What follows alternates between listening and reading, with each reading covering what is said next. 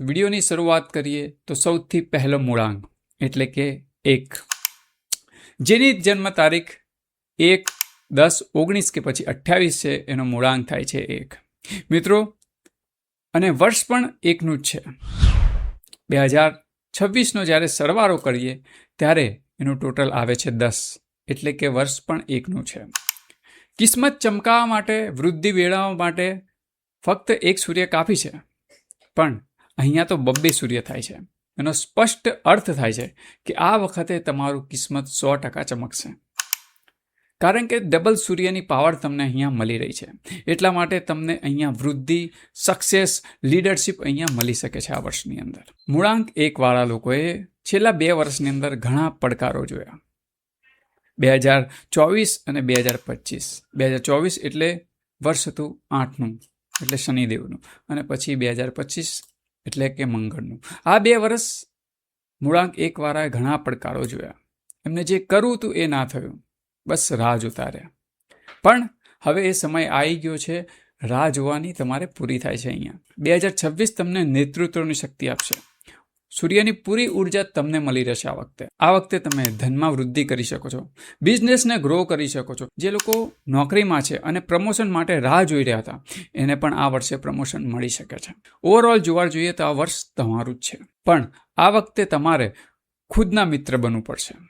આ વખતે તમે કોઈની સાથની રાહ નહીં જોઈ શકો, કે તમે એમ નહીં કહી શકો કે આની કોઈની મદદ મળી જાય, કારણ કે આ વખતે તમારે પોતાના સાથી બનીને પોતાનો સાથ આપવો પડશે, અને તમારે ખુદ જ પોતાના ચેર લીડર બનવું પડશે. મિત્રો, જ્યારે સવારે સૂર્યોદય થાય છે અને જ્યારે સૂર્ય આથમી જાય છે, એ ક્યારેય રજા નથી માંગતા. સૂર્યદેવ 365 દિવસ આવે છે. એટલા માટે 2026ની અંદર તમારે પણ સૂર્યની જેમ જ કામ કરવું પડશે, કે કાલે કરીશું, પરમ દિવસે કરીશું, એ છોડવાનું નથી. તમારે આ વખતે કોઈ પણ કામ અધૂરું નથી કરવાનું. ડિસિપ્લિન સાથે ચોકસાઈપૂર્વક આ વખતે કામ કરવાનું છે. બસ આટલું કરશો, તમારું આ વર્ષ સોનાનું વર્ષ સાબિત થઈ શકે છે. રોજ સવારે ઉઠીને અરીસાની અંદર જોઈને તમારે 2 અફર્મેશન આપવાના છે, કે હા, હું કરી શકું છું, અને આ કરીને મને સફળતા અવશ્ય મળશે. સફળતા મારી રાહ જોઈ રહી છે. આ રોજ સવારે તમારે 2 અફર્મેશન ખુદને આપવાના છે. દિવસની શરૂઆત જ્યારે કોન્ફિડન્સ સાથે થાય છે, તો એ દિવસ કેવો જશે તમે વિચારી લો.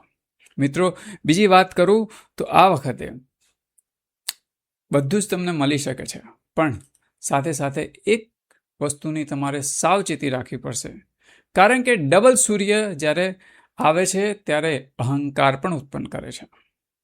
એટલા માટે આ વખતે અહંકાર તમને આવી શકે છે, પણ એ અહંકારથી બચજો, એ ઈગોથી તમે બચજો, કારણ કે જો અહંકાર આવશે તો તમારા કામમાં પણ ડિસ્ટર્બ કરશે અને રિલેશનમાં પણ ડિસ્ટર્બ કરશે.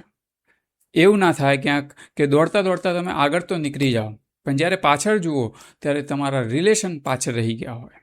એટલે આ વખતે તમારે બેલેન્સ કરીને ચાલવાનું છે. હવે વાત કરીએ રિલેશનની, તો આ વખતે તમારે તમારા પાર્ટનર જોડે સહજતાપૂર્વક વર્તન રાખવું પડશે. જ્યારે ઈગો રાખશો તો મિત્રો, ઈગો એ પ્રેમનો દુશ્મન છે, રિલેશન ખરાબ કરી શકે છે. એટલે રોજ જે સવારે ઉઠીને મોર્નિંગ વોક ઉપર બંને કપલ ચાલવાનું રાખો, જેથી કરીને રિલેશનની અંદર પણ બોન્ડિંગ રહેશે. મિત્રો, આ વખતે તમારી કમાણી વધશે, કમાણીમાં વધારો થશે, પણ જો ખર્ચા સાવચેતીથી નહીં કરો તો પૈસો હાથ ઉપર ટકે નહીં. મિત્રો સાથે મળીને રેન્ડમલી રોકાણ ના કરશો. શોર્ટકટના કોઈ પણ રસ્તા આ વખતે ના અપનાવશો. મિત્રો, બંધ મુઠ્ઠી લાખની જો ખુલી ગઈ તો એની કોઈ કિંમત નથી રહેતી. એટલા માટે ખર્ચા પણ સાવચેતીપૂર્વક કરો. એપ્રિલ પછીનો સમયગાળો ખૂબ જ સારો છે. મિત્રો, સ્વાસ્થ્યની વાત કરીએ તો આ વખતે માથાનો દુખાવો, બ્લડ પ્રેશર જેવું તમને રહી શકે છે. પુષ્કળ પાણી પીઓ અને રાત્રે મોડા સુધી જાગવાનું બંધ કરો.